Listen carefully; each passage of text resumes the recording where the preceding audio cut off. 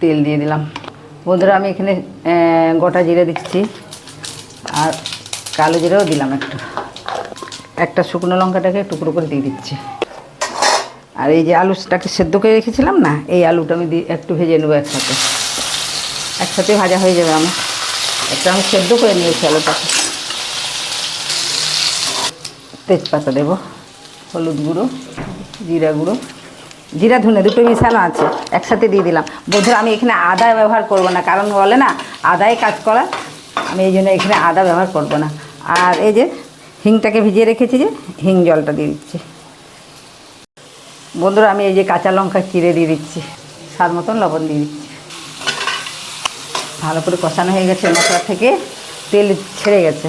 তখন আমি এখান থেকে গরম জল দিয়ে দেবো। আমি এখন এই বড়াগুলো দিয়ে দেবো।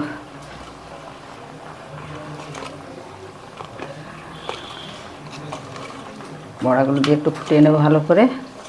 বন্ধুরা ভালো করে ফুটে উঠেছে, এই দেখো। এখন আমি ওটাকে নামিয়ে নেব। গরম মশলা গুঁড়ো।